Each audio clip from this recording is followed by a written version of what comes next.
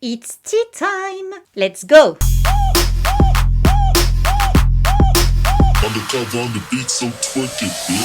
Hey, salut tout le monde, je suis ravie de vous retrouver aujourd'hui pour une nouvelle vidéo. Et aujourd'hui est une vidéo couple. Nous allons parler du couple très glamour, quand même on peut le dire, conformé Demi Moore et Ashton Kutcher dans les années 2000. Alors à savoir que Demi Moore, elle avait divorcé d'avec Bruce Willis. Ils ont eu 3 enfants ensemble, donc c'était son deuxième mariage. Elle avait déjà été mariée par le passé avec un autre homme qui s'appelait Freddie Moore. Et grâce à des amis communs, elle a fait la rencontre de Ashton Kutcher. Bon, Demi Moore, on la connaît, bien sûr, pour pas mal de rôles quand même qui ont été assez marquants, mais si on devait en retenir qu'un, ça serait, Ghost, à mon sens, dans tous les cas.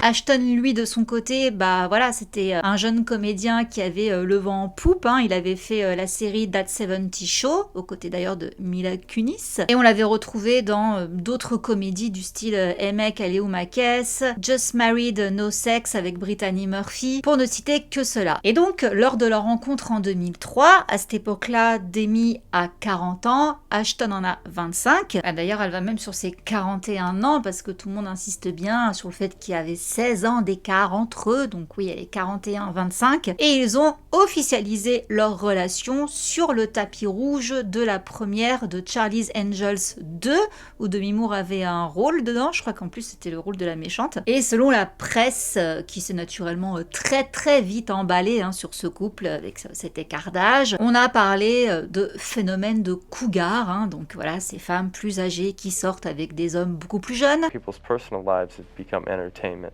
There's magazines that focus on that. And that's become a show in itself. Like my real life has become a show in itself. There's so much of these so-called celebrity magazines that focus on our age difference. And I don't get it, because all that I focus on is that she is the best thing that has ever happened to me. And she's here tonight. To me, I love you, baby.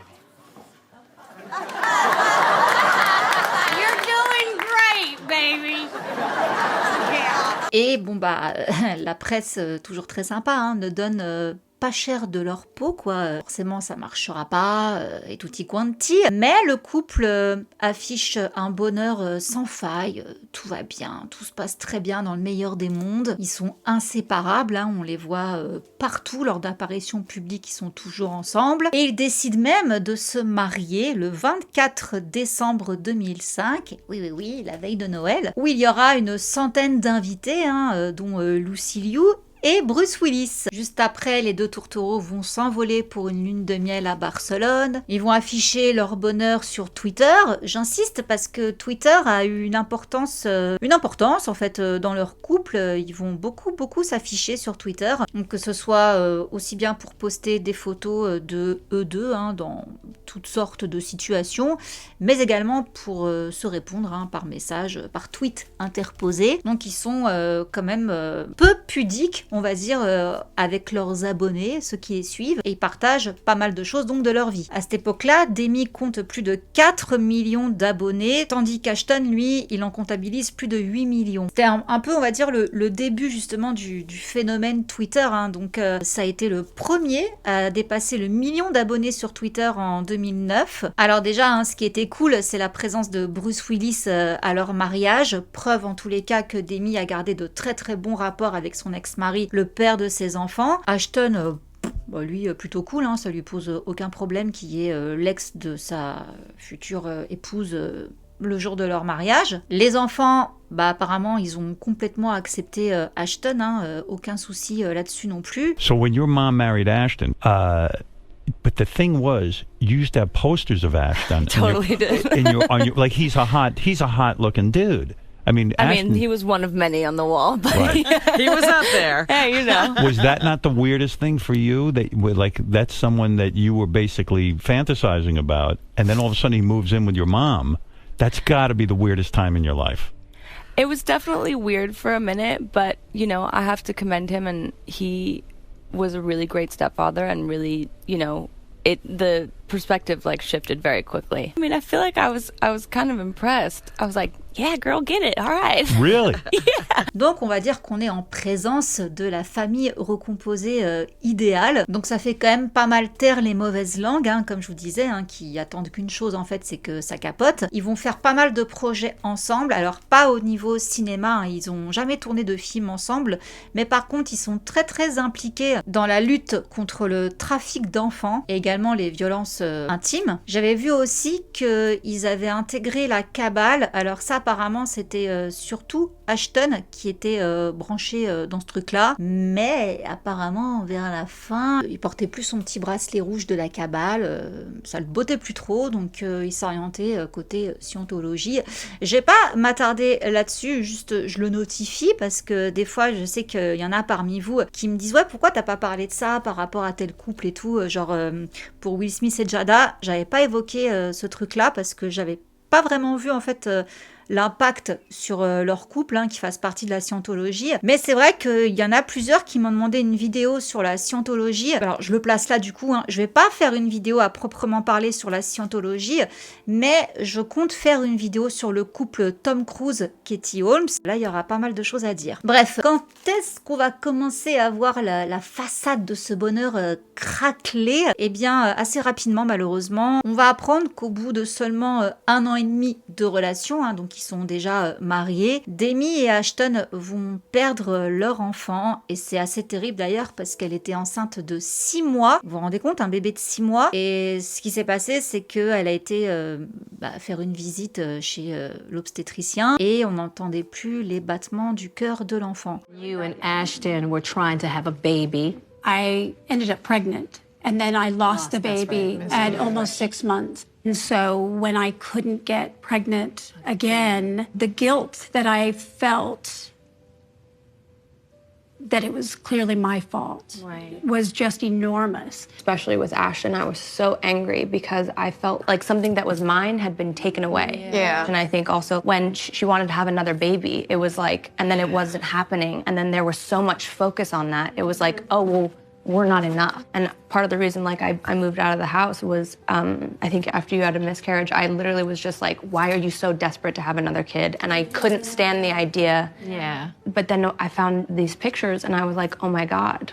I saw how big her stomach was and I was like, oh my God, like I was so insensitive. Yeah. Donc voilà, c'est suite à cet événement que le couple va commencer, on va dire, à plus trop bien aller. Ils avaient prévu en plus de nommer leur fille Chaplin Ray. Donc voilà, premier coup dur, et on va donc reparler de Twitter parce que là pareil, Demi c'est pas mal fait lyncher en fait. On lui reprochait notamment de se comporter comme une ado en fait sur Twitter, d'échanger avec Ashton alors qu'ils étaient dans la même maison, enfin juste d'une pièce à l'autre en fait, ils se tweetaient des trucs. Donc pas mal disaient mais elle a régressé. Donc voilà, on va dire que c'était un peu le The King and the Queen de Twitter à cette époque-là. Mais voilà, comme je vous disais, lui avait beaucoup plus de followers qu'elle et il s'est permis des choses qui n'ont pas été très cool et qui ne sont pas trop passé pour Demi, notamment une photo d'elle en sous-vêtements qu'il a tweeté en 2009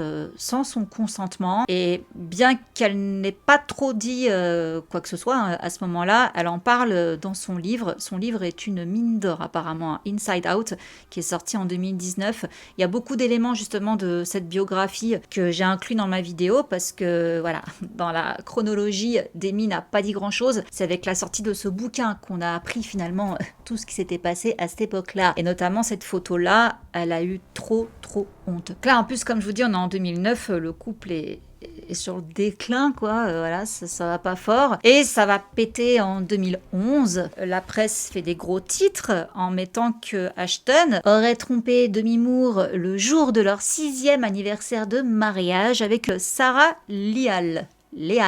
Je sais pas. Bref, vous avez compris Sarah, quoi. Bon, le couple va faire bonne figure, on va continuer à les voir sur des tapis rouges et tout ça. Elle va apparaître en public de plus en plus amaigrie. Son entourage s'inquiète, mais non, bien qu'elle continue de maigrir, elle se lance à corps perdu dans le travail. Le 17 novembre 2011, donc 2 mois après l'étalage au grand jour de l'infidélité d'Ashton, elle dépose une demande pour divorcer. Et tout de suite après ça, elle est admise en cure de désintoxication. Okay, we just need an ambulance here as fast as we can. Yeah. Listen to the questions. How old is she, roughly? How old is me? 49. Okay, right now, is she awake? Yes, well, semi-conscious, barely. Okay, is she breathing? Is she breathing? Yes. Okay, and she overdosed on, She's convulsing. was this accidental or intentional? Well, it was, she smoked something, but it was, the reaction was accidental. All It's right. accidental. Et c'est là, en fait, qu'on apprend dans son autobiographie qu'à ce moment-là de sa vie, elle a sombré dans l'alcoolisme. C'était pas la première fois qu'elle avait des problèmes avec l'alcool. Apparemment, c'est une de ses addictions, mais en tout cas, elle était sobre jusqu'à ce moment-là, quoi. Et ils divorceront donc en 2013 officiellement. Alors donc, comme je vous disais, c'est en 2019, en septembre pour être plus précise, qu'on va apprendre beaucoup de choses sur toute cette relation. Et là donc, on va faire un bond en arrière. Alors déjà, elle dit qu'avec Ashton, elle ressentait comme une espèce d'électricité, un courant, une alchimie avec lui, et que c'est justement à cause de ce vif ressenti qu'elle s'est jetée à l'eau en fait pour tenter un truc avec lui malgré la différence d'âge. Et d'ailleurs, elle précise aussi que bien qu'elle avait 40 ans, qu'elle avait déjà pas mal vécu et que lui, il était à un stade de sa vie où il allait enfin découvrir la vie. Elle n'a pas pensé à ça en fait parce que elle s'est justement sentie comme une ado de 15 ans tellement que son cœur bouboum, bouboum, bouboum pour Ashton. En plus, elle dit que comme il aimait ses enfants, il était à l'aise avec quand même monsieur Bruce Willis, tout ça, ça ne l'a pas effrayé. He seemed to be comfortable with the enormity of the ex-husband. I mean, I felt like I was not coming with baggage. I had trunks. Et elle précise aussi quelque chose que je trouve pas faux d'ailleurs, c'est que les médias ont toujours été très insistants sur la différence d'âge entre eux, alors que de son côté, son ex-mari, Bruce Willis, quand il s'est mis avec une femme de 23 ans, là, curieusement, personne n'a rien dit, quoi. Et là-dessus, c'est vrai que je suis complètement d'accord avec elle. Quand c'est des hommes plus âgés qui sortent avec des minettes, c'est normal. Quand c'est une femme, c'est une cougar. On en est quand même encore à là, mais bon, bref. Et dans ce livre, elle revient également sur la perte de leur bébé. At 42, you were pregnant. I can't even really bring fully to words how lost, empty, desperate, confused. I really lost sight of everything that was right in front of me, which is the family I had. And I think the weight that it put on Ashton, it's kind of a natural thing to pull back when somebody's clinging too tight. Et malheureusement, ça a ouvert plein de brèches en fait chez Demi. Les trucs qu'elle raconte dans son livre, elle a eu une vie la pauvre à ce moment-là, vu qu'elle était en état de faiblesse. Tout son manque d'assurance, son besoin d'être aimée, son besoin d'être remarquée, toutes les brèches qu'elle avait quand elle était elle-même enfant, voilà, toutes les plaies se sont rouvertes. Et c'est là donc qu'elle a recommencé à boire après 20 ans d'abstinence et également à consommer du Vicodin. Je vous ai déjà parlé de cette saloperie dans d'autres vidéos sur d'autres personnages. Then enter Vicodin. 12 pills a day? Yeah, it definitely got up there. Et il y a eu un autre élément déclencheur au fait qu'elle reboit, et là, elle pointe un peu du doigt Ashton. Elle dit qu'en fait, un soir, il était en train de déguster un verre de vin, quand il lui a dit, je cite, « Je ne sais pas si l'alcoolisme est une chose réelle, je pense que c'est une question de modération. » Et cette simple petite phrase, en fait, dans la tête de Demi Moore, ça a tilté. Elle s'est dit, il a pas tort, je peux le faire, je peux être modérée. Je voulais être cette fille, la fille qui pouvait prendre un verre de vin au dîner ou se faire un shot de tequila lors d'une soirée. Dans mon esprit, Ashton voulait ça aussi. Et donc concernant la tromperie, elle va quand même aussi s'exprimer beaucoup là-dessus.